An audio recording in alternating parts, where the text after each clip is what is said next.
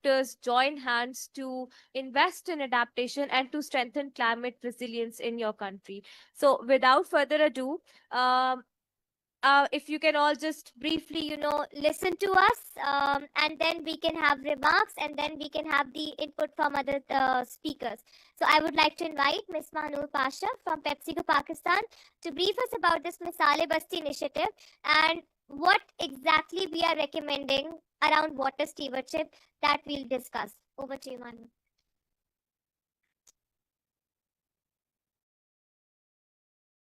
Thank you, Zainab. Assalamu alaikum and good morning, everyone. My name is Manu Pasha, and today I will be sharing with you all the journey of Misal-e-Basti. But before I get into that,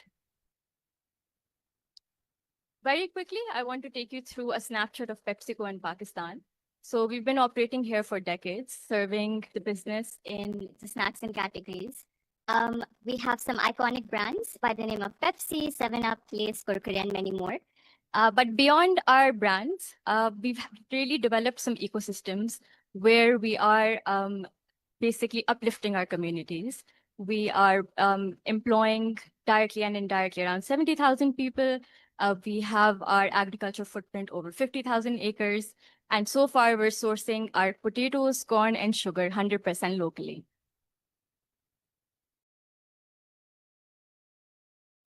So sustainability is at the heart of our business. It is integrated in every aspect of our value chain, be it from responsible sourcing of our crops, be it making sure that our supply chain is running efficiently, to providing our consumers with healthy and safe options. Water, of course, is an integral part of that. Over the years, we've massively reduced our water footprint. To put it in numbers, since 2015, we've reduced our agriculture water footprint by 30%. And we've also reduced the water that we consume within our snacks operations by 70% over the years. But we haven't stopped within our operations. We went beyond and outside our boundaries. Over the past few years, all across Pakistan, from Karachi to Multan to Islamabad to Lahore, we've deployed over 250 plus initiatives which focus on providing access to safe water, replenishment, and uplifting communities. In 2023, we decided to take it further. On World Water Day 2023, PepsiCo launched Misal-e-Basti alongside with partnership with STPI and WWF. We found a small farming community about 20 kilometers from Multan Snacks plant by the name of Chakaras. It was a community which was severely impacted by water-related challenges. 70% of the people did not have access to safe water. Around every household had some sort of a chronic water-related issue in the form of hepatitis, diarrhea, skin conditions. All of the water, the sewage water within that community would flow into open drains and then collect in a local pond, contaminating that area further. So we sat down with the community and together we talked about how we need to create these interventions which can then help them tackle these challenges. So we started with access. We installed a solar-powered RO filtration plant, which not only provides water just to the community, but it has the capacity to provide water to up to 15,000 people on an annual basis. Apart from that, we expanded the solar that we put in this water filtration plant because this was located in the heart of the village in the mosque. Through that, we were able to offset all of the electricity bills that the community was bearing. And with that, we also were able to reduce 80,000 kgs of GHG emissions annually, creating Pakistan's first net zero mosque. So could you please go back? Pani. Could you please go back? Apologies, the clicker is not working. So along with that, we also conducted multiple WASH trainings in which we focused really on bringing that awareness to that community. We also did multiple medical camps through which we were able to tell the community the link between hygiene and health. Along with that, we also focused on reuse. So we started creating some sort of interventions which would help us capture the rainwater, and then that water was then reused back in irrigation. This was done through rainwater harvesting. It was done through ablution water reuse systems. We also empowered the farmers there through laser land leveling and biofermenters. And finally, we also installed a floating wetland, which basically treats or naturally treats that sewage water that was being collected through aquatic, basically the plants over there, and that would naturally treat the wastewater and then improve the quality of it. So with that, I'm really happy to share that the change was visible every year. Within a year, we were able to reuse and save around 20 million liters of water. The community was able to save up to $5,000 annually, which helped them reduce their financial burden. The waterborne diseases dropped to around 50% within a year, and we were offsetting 8,000 kgs of GHG. With this, we were able to positively impact 9 United Nations Sustainable Development Goals, which basically shows the impact goes beyond water. So when you bring in your interventions in one place, it really, really uplifts the community and helps them. So for us, it is not just a success story. It is a living model of what can happen when the private sector, government, and communities come together. Thank you. पानी जिंदगी की बुनियाद एक ऐसा Zainab, over to you.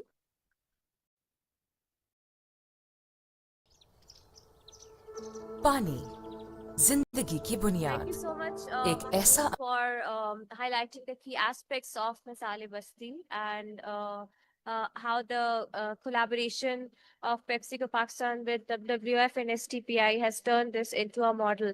After we, what role did STPI play in this is exactly a third party, assessing if it is actually there or not, as so many people, get this, if something is coming from private sector, there's this stigma attached to it and it's essentially not there, but that was not the case. So SDPI, we went to that town, Shujabad, to exactly assess before the interventions were implemented. We did a survey with the community there and going to each household and even asking the community leaders, what are the challenges? We heard the challenges, we reported them, recorded them. What happened when the installations were made? We went again and we did the survey.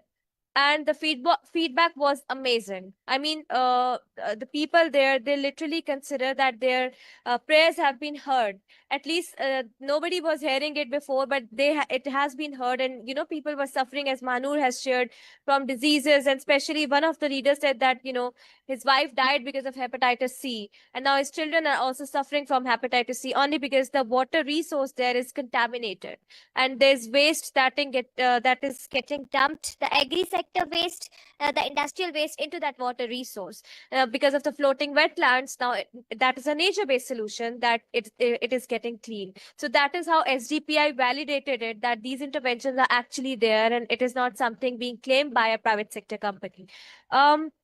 And then capacity building is also there. WWF is very much involved to build capacities of the communities, how to do the maintenance of those interventions and how they can take the ownership of it, right? So the ownership, I mean, community realizes is that it belongs to them, it is their thing, and to ensure that it sustains in future, they're going to be, taking part in order to maintain these facilities or interventions by PepsiCo Pakistan, and they're ensuring, even PepsiCo Pakistan is ensuring that community gets the right kind of support.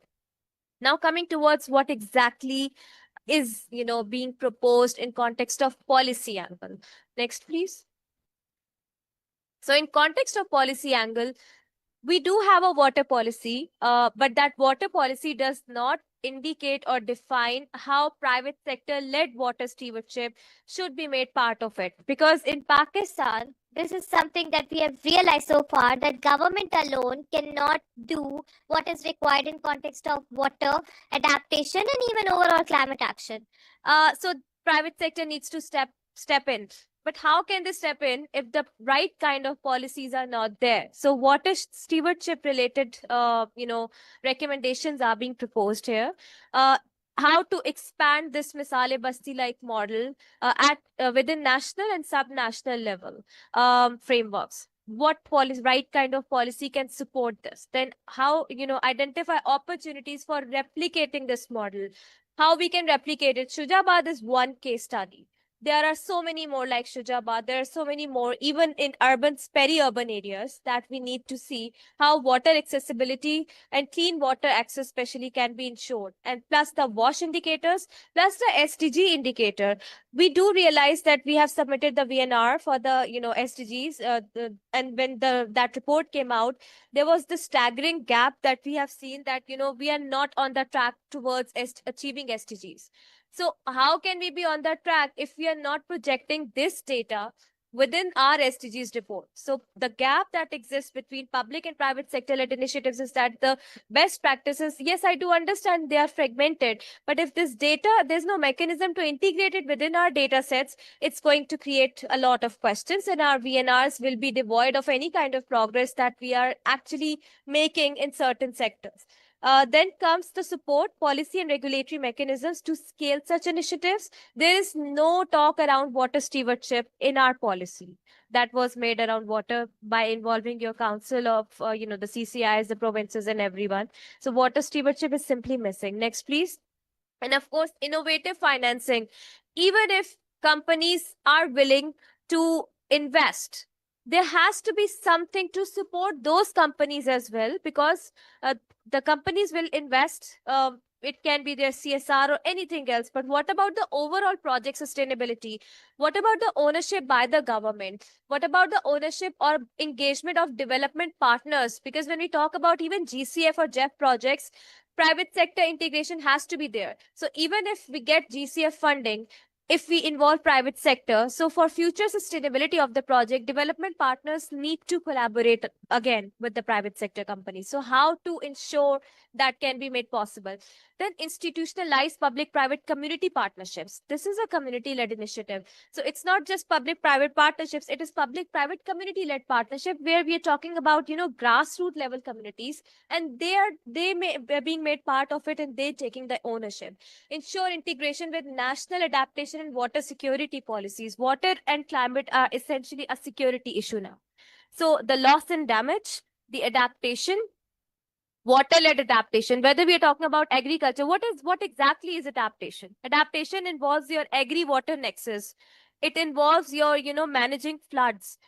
Either we have a lot of water in floods or we don't have water in droughts. So, I mean, how the loss and damage can be reduced, how loss and damage through private sector, through development partners, engagement, humanitarian sector is there. But what if, international support is not there? How to best mobilize it? What regulatory policy should be there? Next, please. And then embed community ownership and gender inclusion in all water governance mechanisms. Gender inclusion at community level is sometimes there, but gender inclusion at water governance level is not there. It is simply not there. Then shift from ad hoc CSR water projects to regulated policy anchored water stewardship models. So ad hocism is actually affecting us in every sector. Why not to make it more sustainable? By clubbing everything together, and then encourage blended and green financing instruments. So microfinance sector needs to be involved. Your financial institutions needs to be involved. Private sector also requires support. It's not just that they will invest, they will be requiring your ownership.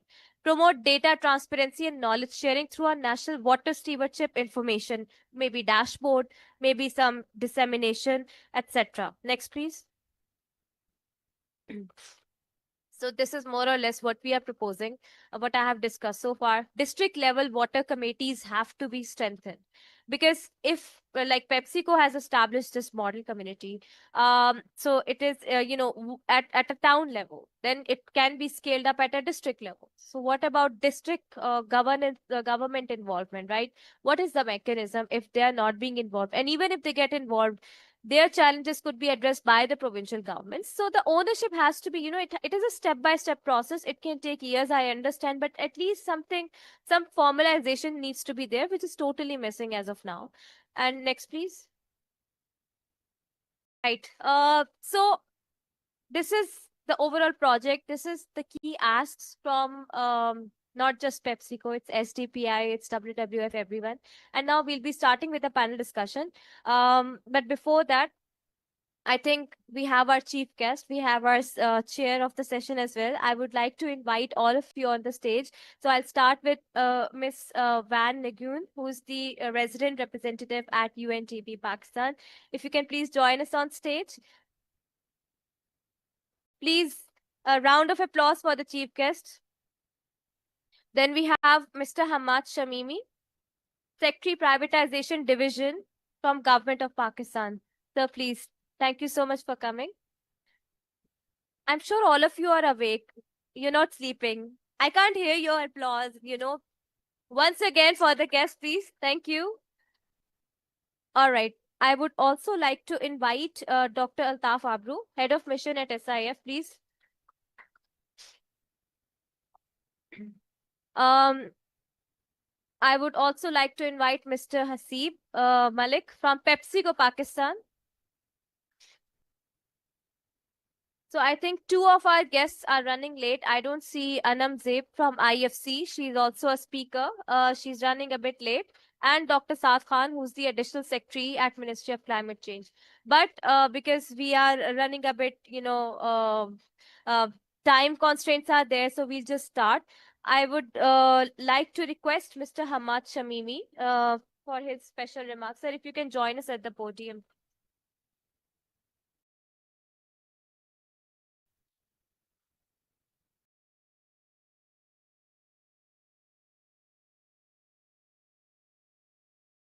Esteemed panelists, distinguished guests, colleagues from the development and private sector, ladies and gentlemen, Assalamu alaikum, very good morning.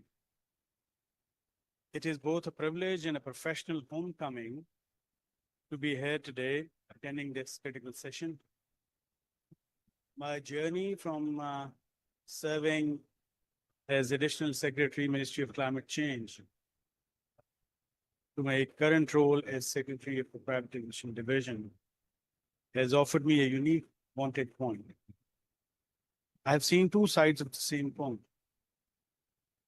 The urgent existential imperative of climate action and the powerful, often untapped engine of private sector investment and efficiency.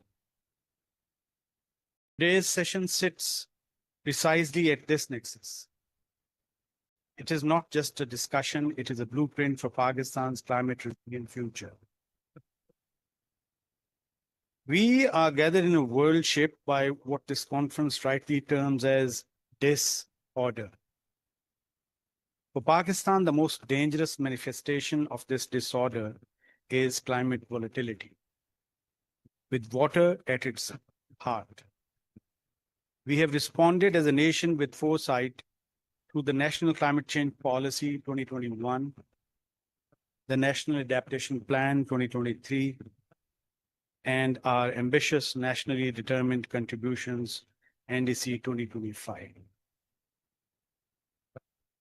These documents are a strategic compass, but a compass alone does not build a resilient village.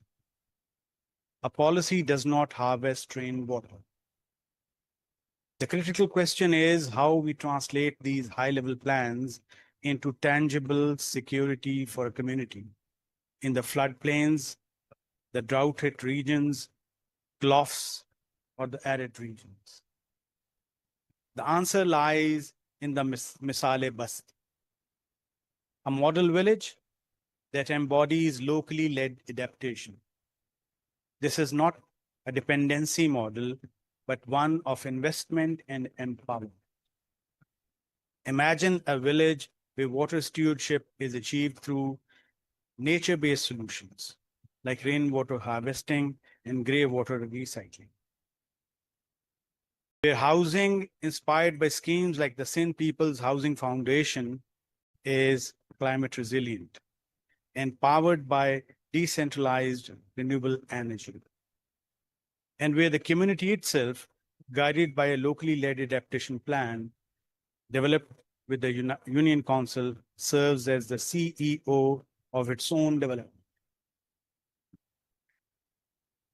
to be truly transformative, we must broaden our focus. A Misal-e-Basti is not only about residence, it is about livelihood. We must address the fact that nearly 90% of our water is consumed by an agricultural sector facing existential threats. This means confronting the unsustainable status quo, uncontrolled groundwater pumping, flood irrigation for intensive crops, and the ecologically disastrous shift of water-intensive crops to arid regions, which has displaced more suitable crops. This is not merely inefficiency, it is a national water security crisis. The Misal-e-Basti model provides the integrated framework to address these challenges. We must promote a shift to climate-smart agriculture, introducing high-efficiency irrigation systems, championing drought-resistant crops, and improving livestock management. Again, implementing scientific cropland zoning through data and community agreement is essential to prevent water-intensive crops in water-scarce regions. This holistic approach links water, energy, and food security into a single resilient system. Crucially, the enabling environment for such investment is now falling into place. The Pakistan Green Taxonomy, the State Bank of Pakistan's Green Banking Guidelines, Securities and Exchange Commission of Pakistan's Environmental, Social, and Governance Disclosures, and the Carbon Market Framework collectively de-risk private capital.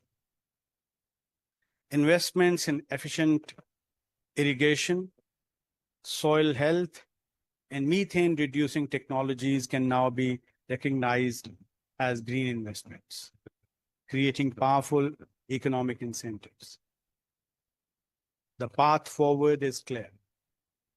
We must package these integrated solutions into bankable projects and foster a new wave of green entrepreneurship. The Union Council must serve as the governance anchor to ensure local ownership and scalability. Ladies and gentlemen, let this session be the moment we move from discussing the what and why to concretely planning the how. Let us build this first model village and then the next until the climate resilient Pakistan is not just a vision and a policy document, but a living reality for every citizen. Thank you, and I look forward to a stimulating and productive discussion. Thank you.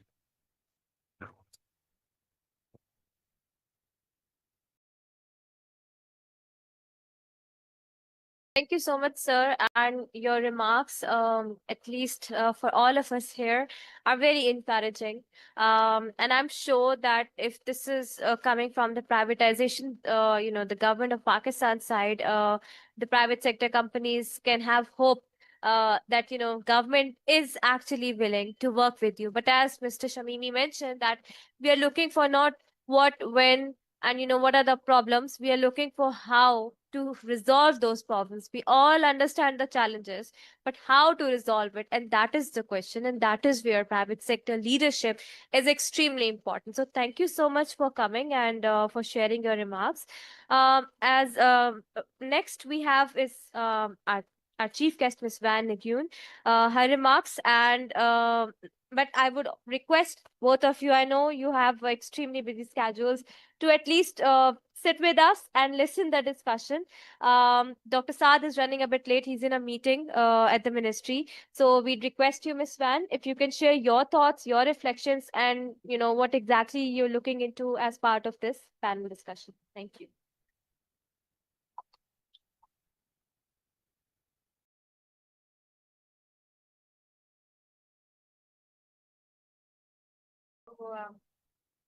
As a part of life, we are flexible, we are agile, we accommodate, and we adapt to any situation.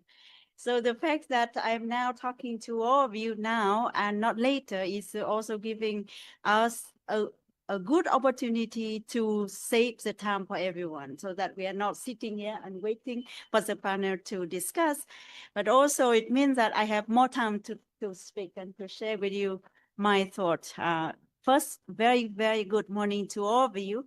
And I regret that Abid Suleri is not here because I would like to say congratulations to SDPI and his team. 28 is a big thing, you know. It's just that running this kind of event for 28 years, 28 terms is a really very a big achievement that anyone should be very proud of. So please do convey our congratulations to Suleri and the team. So I accepted the invitation for talking at this event. Not only as a part of, we are at UNDP, we are a very good partner with SDPI. We work with SDPI in many occasions, but also because the subject is really very, very close to my heart, water. Water, la source de vie, the source of life. So everyone would be, we all need water. And if I talk about something a little bit philosophically, why water is so important, I love water so much, is that if you think about water, water is amazing. You know, water, it can be in all different shapes and size. You can make it into the water round, you can put it in the square. Water is so powerful that it can actually, you know, after many years, you can, you know, the hardest rock can be, you know, softened by water. But water is also so soft. If you put it here, you put it in your face, you feel so good about this. In a hot day, with some fresh water, you feel life. So water is that if you think about this, you think be like water. You are flexible. You run bigger like the waterfall, but at the same time you can be very small like the rain, make you soothing, calming you down in a very busy day. I would imagine that Mr. Tamini would be very happy to think about the water during his time with all the work related to privatization, you know. So all PepsiCo colleagues, you know, without water, we will not have Pepsi or 7-Up. I do drink one thing from your products, which is Aquafina, so I'm happy. I like it very much. Anyway, so just to say, diverted a little bit was to share with you very, very, a very personal, you know, sharing about how I see water, and that's the reason why I actually was very happy to say yes to come and talk with you all on this session. Now let's be serious. So, of course, it is a pleasure to be here, to be part of that 28th SDPI event, annual event, and also will be a privilege for me and for the audience to listen to the panel. And I just want to say thank you so much for organizing this and for being here. So now, a couple of weeks ago, or 1 month perhaps, we see the flood coming into the country.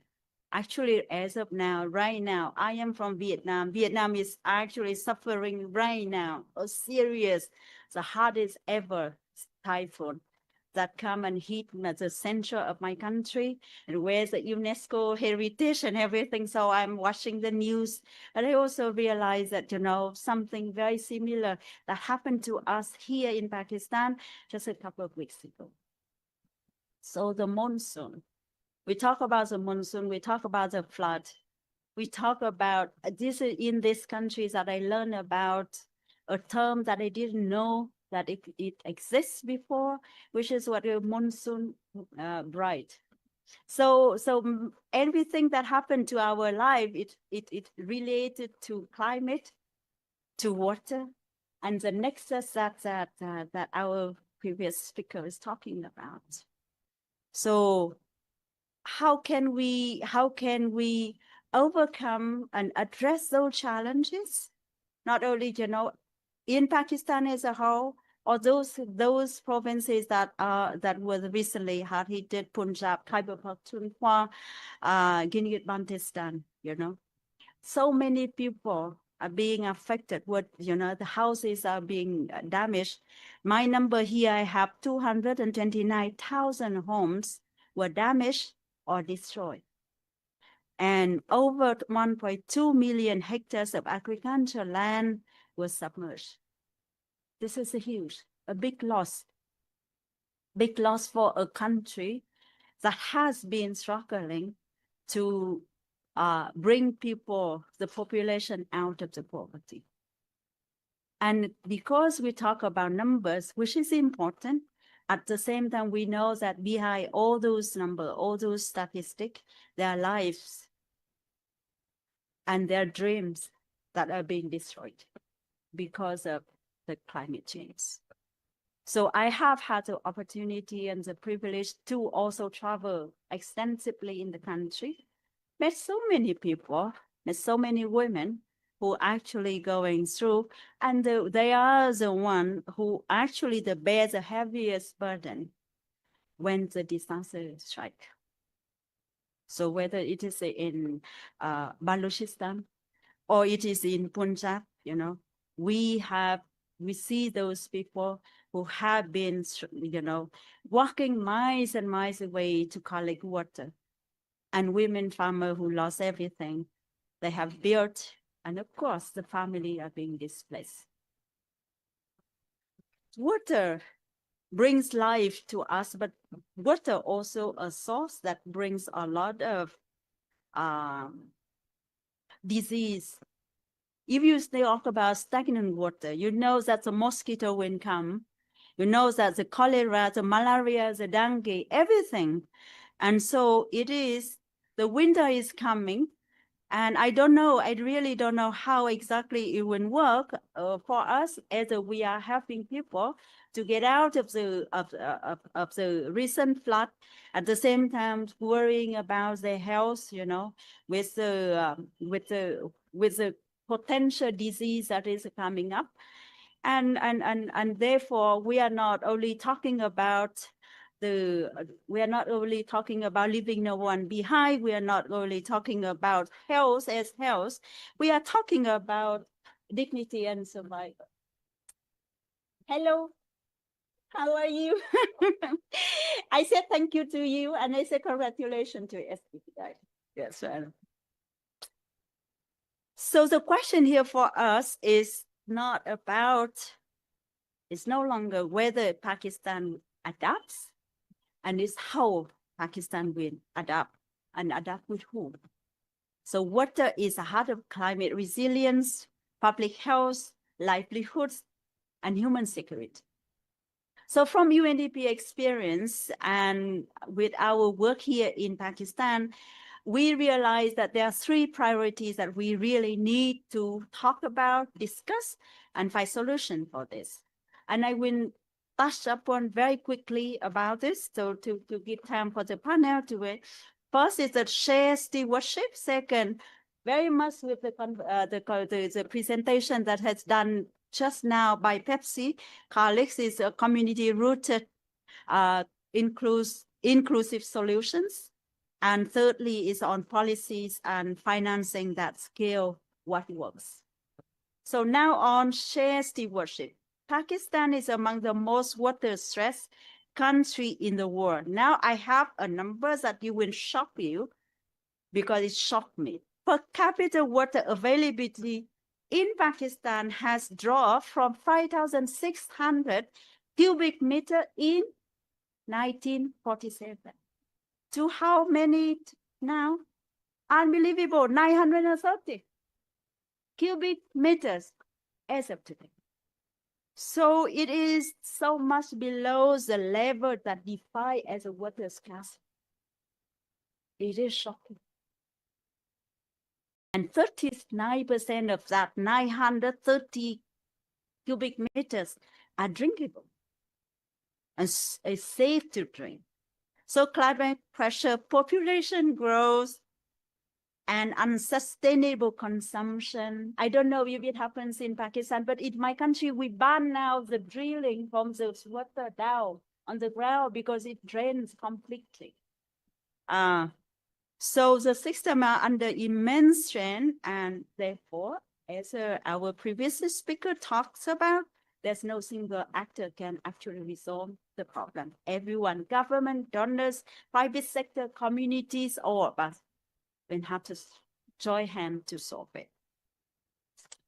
Second thing, on the solution rooted in communities and inclusion and evidence-based policy, women, we talk about inclusion. Women are half of the population, and therefore women cannot be as a margin anymore. It has to be at the center. And not only as beneficiaries, but as architects, builder of resilience. We have to be in charge of our own destiny. And it means that we have to be at the table. We are not at the local decision making, and everything that works in terms of planning, women's voice needs to be factored in. What the solution cannot be sustainable if it's not being co-designed at the local level and then institutionalized and then implemented with the evidence. So 2022 plus, we are still struggling. We are still building, recovering from the 2022 plus. Now we have 2025. What do? UNDP has been supporting the government and the country, in restoring 120 community water schemes in Sindh and Balochistan. Number is so small if you think about the magnitude of the problem, but then every water, every drop counts, every support that we can do makes a change or improve life for people. So therefore, it is important. Bringing safe water to, we have been able to bring safe water to more than 200,000 people. And we hope that with in the future, with more support, we will be able to do, and with the engagement of especially not only government but private sector, we will be able to support more families, more people in that. Lastly, on the scaling up through the policy alignment, incentives, and financing. We know that isolated initiative cannot secure Pakistan water future. And therefore, we need enabling policy and smart financing that bring together public expenditure, development cooperation, and private capital to expand workforce. So I started by saying that water is life. Water is also conversation that we have today is also about equity, about opportunity, about peace. I was working in South Sudan before. The whole situation with so much tension, conflict, domestic conflict, it was because of scarcity of the water. We don't want it to happen in Pakistan. So if I talk about water, I do talk about peace. I do talk about social cohesion. So therefore, as we conclude, let's remember very, very well that every liter that we save, every system that we restore, every partnership that we strengthen will be an investment for Pakistan's shared future. And therefore, we together, all of us be committed, deeply committed to walking this talk, walking this journey, so that the government and private sector, civil society, and all of us here will be able to live every day and join forces to address those challenges that are facing us. So as we leave this room, let's turn this insight into action. Let's make water everyone's business, conserve it as we can, where we can, invest it in where we must, and protect it as a shared trust for generations to come. Because every drop we save today shapes the Pakistan future we leave behind for our generation, next generation, for our children, grandchildren. Yes. Thank you so much for giving me the opportunity to speak to you, to share with you my very personal perspective about water, but also sincerely, I believe that this is the time that we really need to act together. Thanks again, everyone, especially thanks SDPI for this event and for having this important topic to be discussed today. Thank you so much.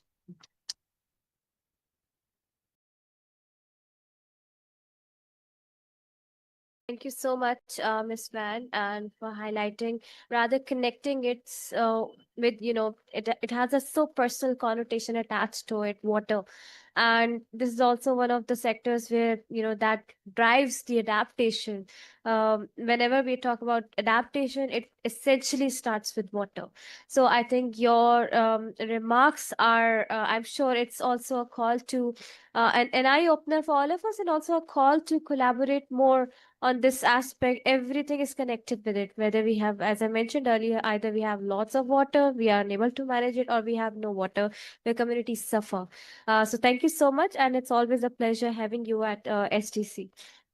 With this, I'll just, because I'm also conscious of the time and everything, I'll pose questions to Dr. Altaf Abru and Mr. Haseeb Malik. And then, of course, Mr. Hamad Shamimi, your role is extremely important. You might be getting a few questions from my side in context of regulatory aspects. And I'm really, really grateful to you that you've showed up here today, because we wanted government angle. It's extremely important when we talk about public-private partnerships. So thank you. Dr. Altaf Abru, because as I mentioned earlier, during, when I was opening and setting the tone for the session, I mentioned about, the how private sector companies also require support in context of funding, the development finance is shrinking. At COP, 2 years ago, loss and damage fund was institutionalized. Now you see the situation in Pakistan. You see how these companies also require the funding and investments, right? So to ensure water stewardship and everything, we need to access that fund and tap into that. Pakistan is looking to tap into GCF, JEF, and of course, loss and damage, but there's a very little hope. So, what is your stance around loss and damage fund, especially for adaptation? And how do you see the kind of collaboration we are having in Pakistan around water stewardship getting, nudged into the loss and damage fund? Over to you. Thank you, Zainab. Ms. Van, Mimi Saab,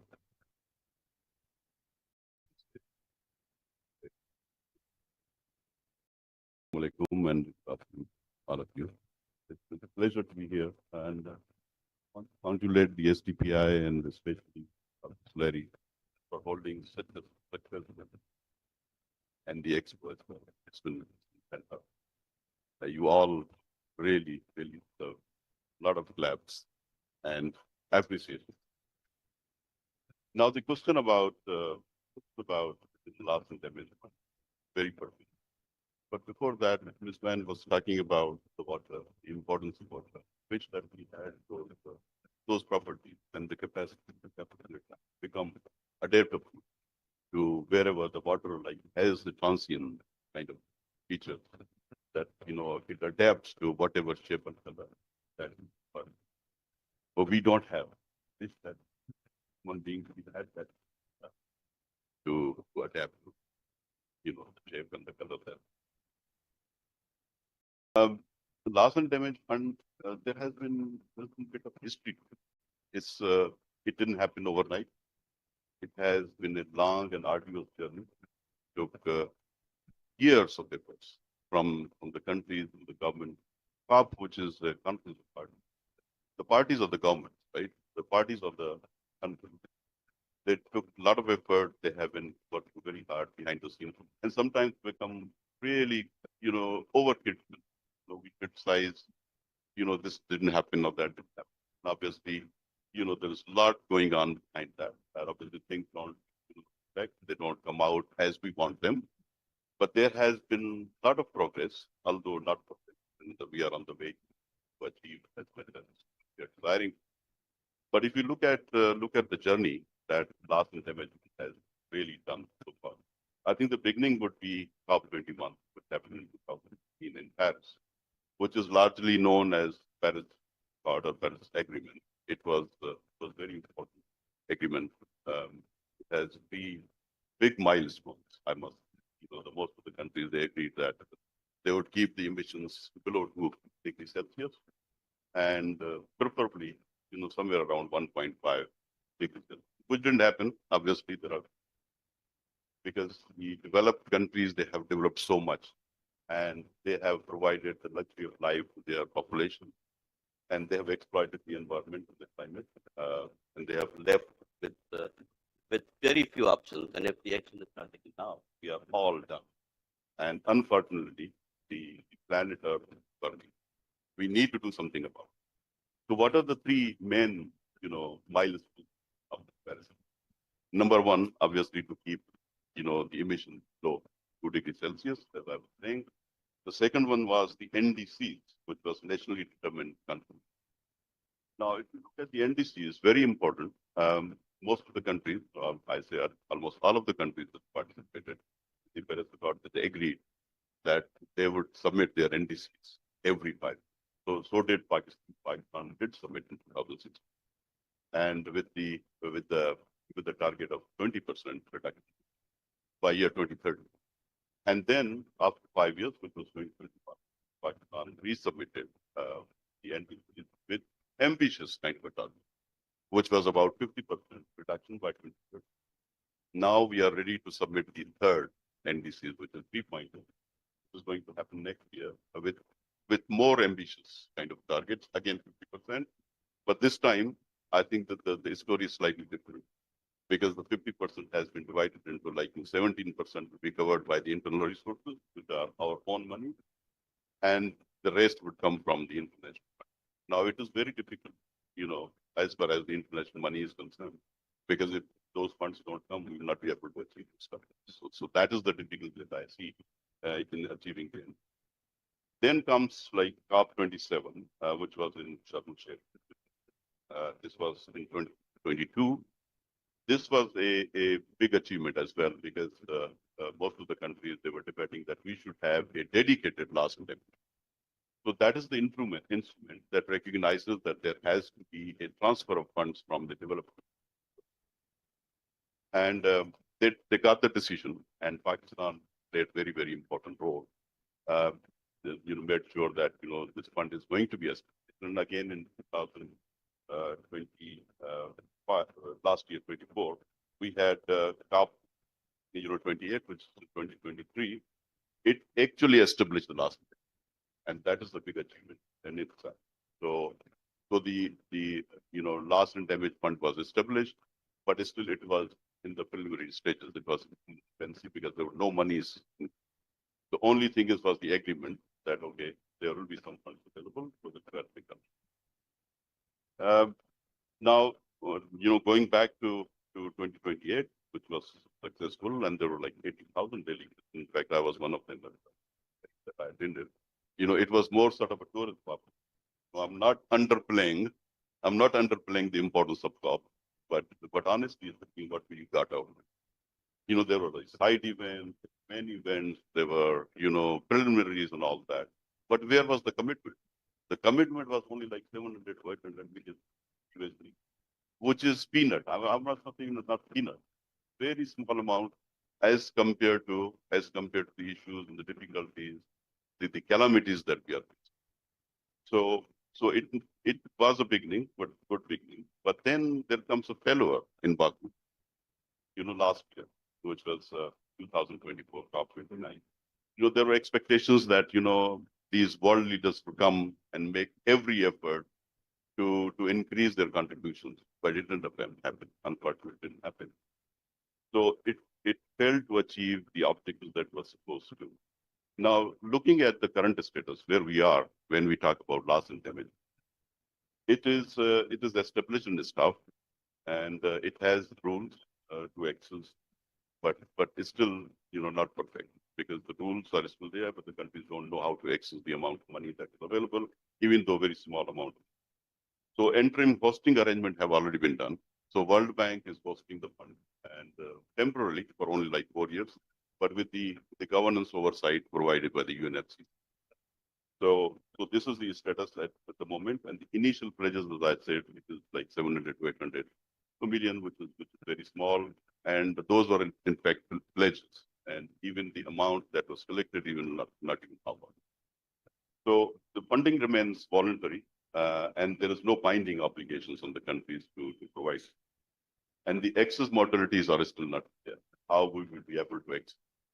If God forbid it happens tomorrow in Pakistan, like if you have flooding or any kind of emergency, how we would be able to access those funds? What is the criteria for that? So that is still not very. And then main challenges are several, and I would name few of them, like the scale and the need. The current pledges, which is only hundreds of billions of small, relative to projected losses, the damages from the climate disaster, and the slow onset effect. The second one is the donor politics and the liability. We all know that you guys have signed out. They just walked away from the Paris Treaty, and that was a big setback to your part because everybody, every other country looks up to US because US is for legal. Whether in fact yes or no, that is the question. But that is a kind of a setback that they are not sure what is going to happen. So they are a little bit shy and they are unsure whether they should really commit from it. So the governance of both institutions is also a question because how long World Bank would serve as a service provider, whether UNFCCC will take control of it, whether there will be some other arrangement to it, or the World Bank will continue playing as them. And the excess mortalities, so the speed and safeguards are not there. So the countries, they want direct access and fast as soon as, if emergency happens, we need funds in order to recover. That is there. And the scope, what counts as the loss. There are economic losses and there are non-economic losses. So how do we account for economic losses? How do you put $1 value on a life? And how would you be able to cover for the last schooling for girls? You are talking about women and girls and all that, right? So if the disasters happen, what happens? Most of these communities, they move into schools as a child. They take as a child, and they don't want to evacuate. And those schools remain occupied by those who occupy them. So there is a loss schooling for all the children, but especially for the. So how do we account for the loss case? And there are cultural heritage. I can still go on and on. Please go ahead. Thank you. Go ahead. Thank you, but I mean a very pertinent discussion. So this is an important question when we talk about how the private sector entities can also access these funds by collaborating with government. There's a lot of debate around loss and damage, so there's not much hope. Then there's debate around adaptation financing, and then again there's not much hope. And then there's also a debate around the new fund that was announced last year at COP, NCQG, New Collective Quantified Goal.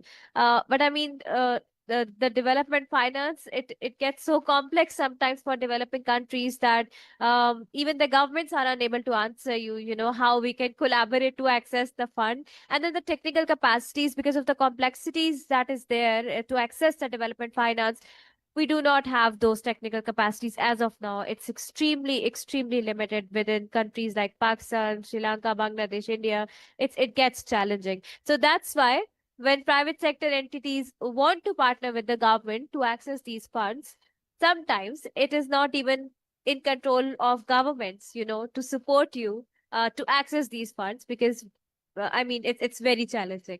And again, there's that COP, sometimes decisions are not made the way we expect them to be. So thank you for highlighting that. Haseeb, I'll just, I want a collective response from you around, like I always do, in context of water stewardship. we do realize, as I mentioned, that there's no proper act or policy around water stewardship, or nothing has been mentioned so far within our existing policy that hinders the collaboration that private sector can have with the government.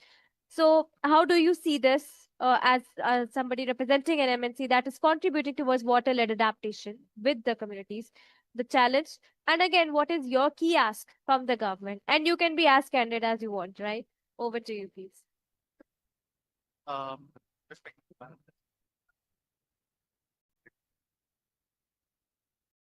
I think the reason why we are here and the topic that we're discussing, the why part is the fun. What's the challenge at hand? What do we want to solve right now? And what is this country right now? Very quickly, if we look at the challenges, when we talk about our rural sector, there's a massive reduction in clean water. Access to clean drinking water is massive.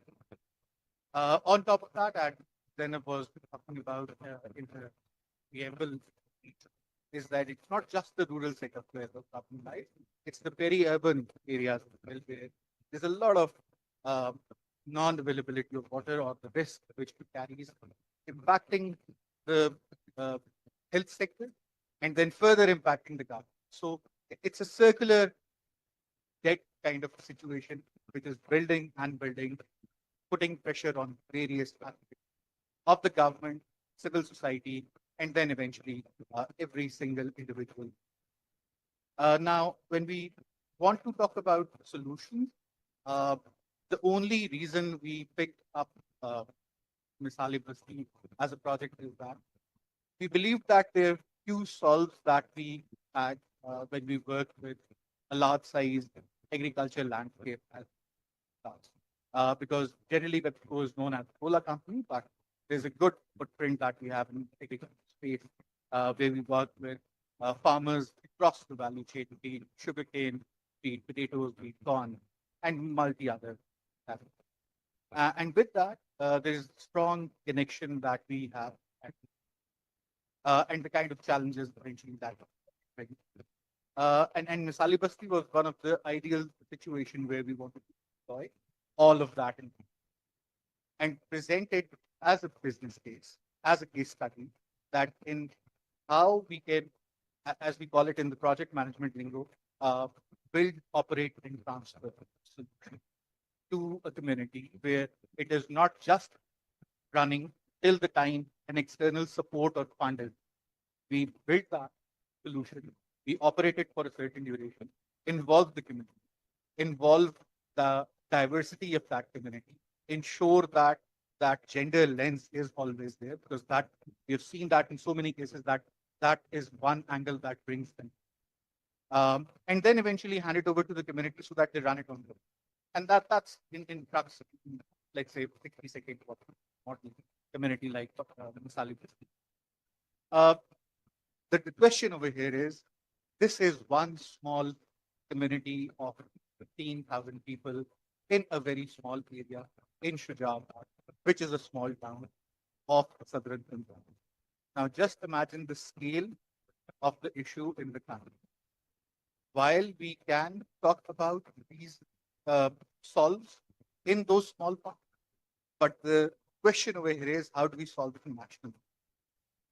Dr. Abru very elaborately explained the challenge on finance. I think if we are able to get together as a public and private sector partnership, and then we have huge opportunity in the form of development sector, like the one Ms. Van is saying. I think if this theology somehow can work together, there's a lot of things that we can eventually implement on the ground.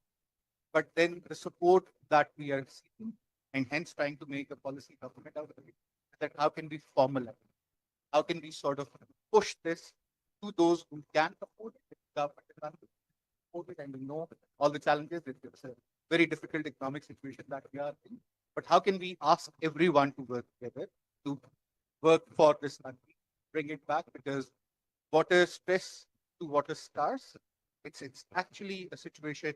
Ms. Van shared the number to begin with, but I think anyone living in this city or the Twin Cities, Rawalpindi and Islamabad, at the start of 24, we all saw what happened to the Nile. It was dry, empty. And the situation again happened at the start of this year where they said it's only 3 months of water left in that. So capital that was built on the premise that there will be a very lively space available because of the resources available around it is actually running out. And how do we, what else do we need? What other indicators are we waiting for to act before something very, very happens for us? So the request is that if we can build a policy, actually involve everyone, because that's the strong. Absolutely. And I think it's important that a policy consistency is ensured throughout the country for the businesses to thrive. Because if there's a policy, different policy in, let's just say Punjab, and the policy is different in Sindh, it's going to affect the businesses, and the ease of doing business is what we're talking about here. Private sector led adaptation is also something where if private sector companies are thriving, they would be able to invest more. They would be able to, invest in a better way, and they would be able to align their agenda in a better way with the government's agenda, whether that's on climate change, whether that's on overall adaptation, water, etc. So I think we have so many good projects by development partners that are happening in the country, whether that's UNDP, World Bank, ADB, and so many others. And then there are projects happening, by the private sector companies who are doing good projects. But then again, there's, fragmentation. It's all in silos as of now. So through these kind of platforms, we try to club everything together. We try to bring them together so that they are able to work. And because why we have a representation of a development partner, UNTB Pakistan, SIF, which is a humanitarian organization, and then a multinational corporation is sitting here, and then STPI, which is the policy research think tank. We were also supposed to be joined by Anam, but I think she's stuck from the IFC. It's some traffic challenges are there. You all understand, I'm sure. So that's why she's unable to join now.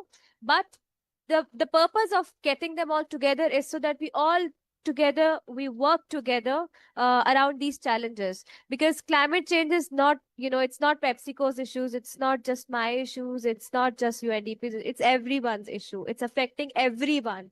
And those who have no lack of resources, they are getting more affected. So how do we join hands so that the good work gets, clubbed together, and we create an impact that is collective and that is projected at a level where, that is required? Because we hear from the developed world that we are not able to, do anything at our own. But if we do see that the good work is happening, so I think it's a message from this platform. But before I ask for one key liner recommendation from all of you here, and before I invite Dr. Sureri for concluding remarks, we have a short video. If I can request the IT team to play, please.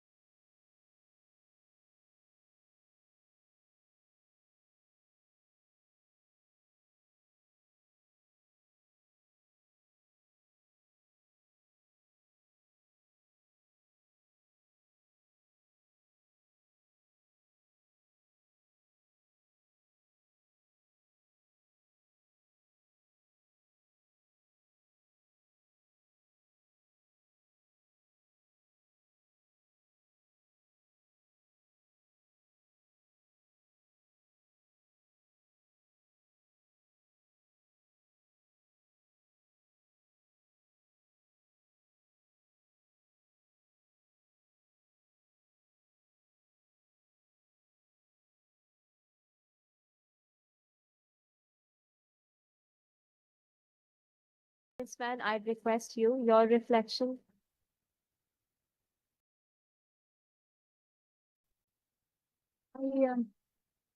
As I have been listening to our experts here and thinking about Pakistan as the challenges that facing us, we talk a lot about economic growth, export, many things, but fundamentally, perhaps it's not so much related to water, but that is something I feel very, very strongly about, is that the population. We have, regardless how much we do in terms of improving the country, the trajectory for the growth and everything else, but water is a source that it's not there forever. So you really need to conserve. You really need to be extremely careful when we use that very precious source. And then one thing would be, as much as we save, as much as we change our lifestyle. In Bangladesh, I was working in Bangladesh before. People actually now, the government, the country, actually no longer or be very careful in terms of planting rice. They move it because planting rice takes a lot of water. So they move into different crops. So let's imagine that we do everything. Same thing, we are no longer eat rice, maybe we eat something else. But if we are not mindful about the number of population in our country, it is very challenging to solve the problem. So that would be something I would like to leave it behind. I know the topic of population is very sensitive. I'm not getting into that. I have no meaning, but I also believe that this is something that as a nation, as a family, we do need to think about. Thank you. Thank you so much. So the video, and then I'd request Officer Larry, please, if you can play it. Thank you. पानी जिंदगी की बुनियाद, एक ऐसा अनमोल खजाना जिसके बगैर जमीन बंजर और इंसान बेजान। और आज पाकिस्तान में पानी एक ख्वाब बन चुका है। मुल्तान के करीब चक आरएस की बस्ती इस बहरान की जीती जागती तस्वीर थी। 70% लोग साफ पानी से महरूम और 98% लोग पानी के रंग, जायके और बदबू की शिकायत करते थे। मैं बकल्लम खुद बहुत ज्यादा मुतासिर रहा हूँ कि मेरी बीवी को हेपेटाइटिस सी हुआ। वॉशरूम्स के हालात बहुत ही खराब थे, मतलब बच्चे बहुत ज्यादा थे, वॉशरूम साफ नहीं हुआ करते थे या बहुत कम थे। यहाँ इस आबादी के सेंटर में जो है बहुत बड़ा जोड़ बना हुआ था, तो उससे संख्या और आर्सेनिक जो है ना वो हमारे पानी में आना शुरू हो गया। इन मसाइल को हल करने के लिए 2023 में पेप्सी को पाकिस्तान ने WWF और SDPI के साथ मिलकर एक मुहिम शुरू की। मिसाल-ए-बस्ती, एक मंसूबा, एक मिशन, एक नई शुरुआत। अब यहाँ की मरकजी मस्जिद में लगे solar powered water filtration plant से रोजाना 15,000 लोग साफ पानी हासिल करते हैं। जब से ये वाला प्लांट लगा है, गिरदोनवा में जो है ना जी इसका फायदा पहुंचा। और सोलर गीजर गर्म पानी की सहूलत फराहम करता है। वुजू का इस्तेमाल शुदा पानी जाया होने के बजाय इर्द गिर्द की फसलों का रुख करता है। सोलर के बदौलत मस्जिद बिजली के बिल की अदायगी से आजाद है। यहाँ के कम्युनिटी स्कूल में नए वॉशरूम्स 800 बच्चों के काम आ रहे हैं।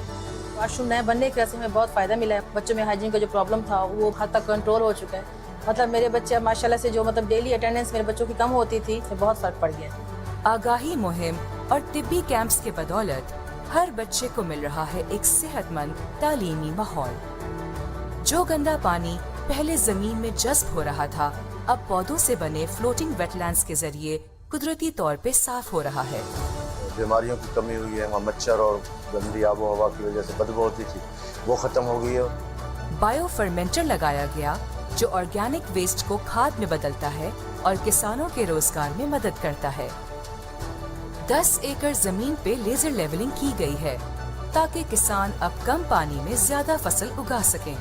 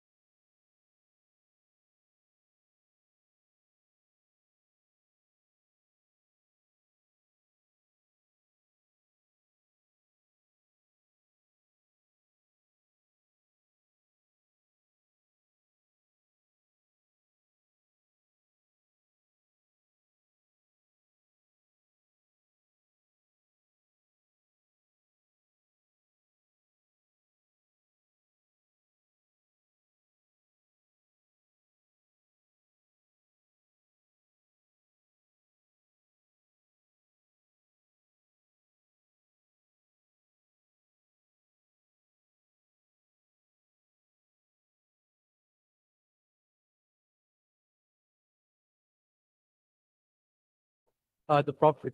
And that is where the win-win situation is.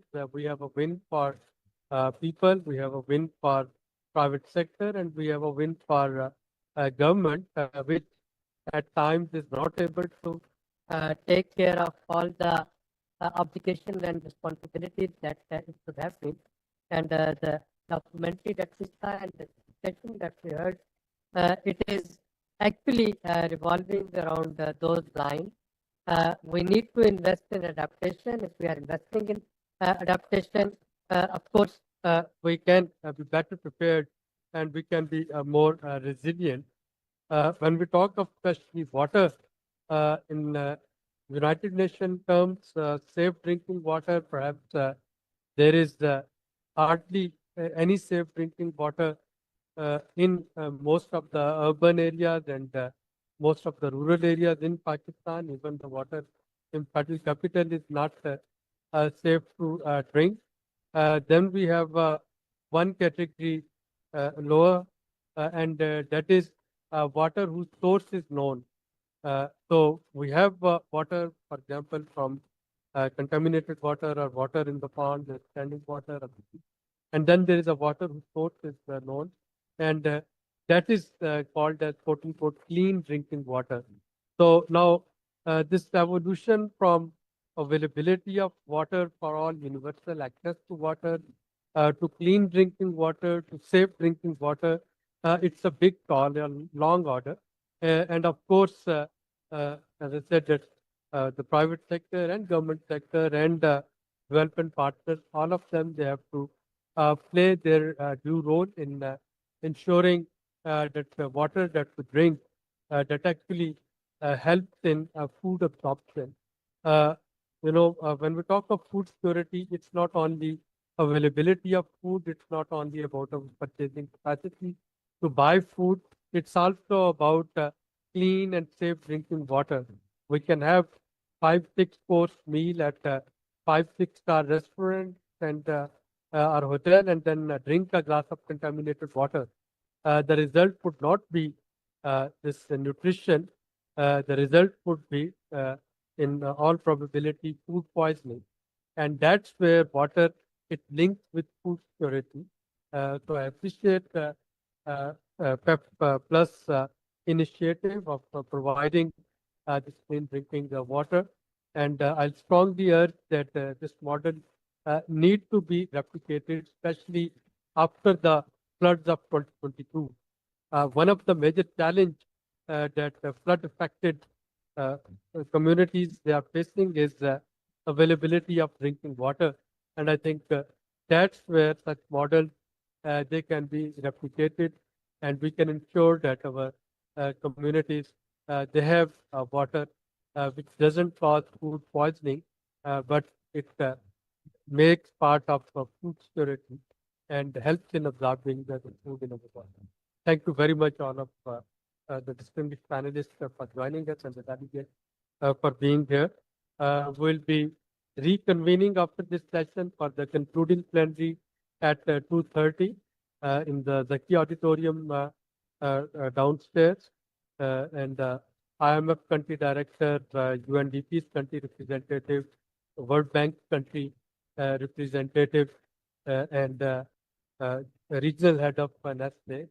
The four of them, they will be the speakers, and we'll continue this discussion how to finance sustainable development in this disorderly world. So we learned from Pepsi, Pep Plus, how they are contributing in it, but we'll definitely be expanding this discussion further. So please do join us for the concluding plenary. Thank you very much. Thank you, everyone. May I please request the panelists to join us here for the group photo?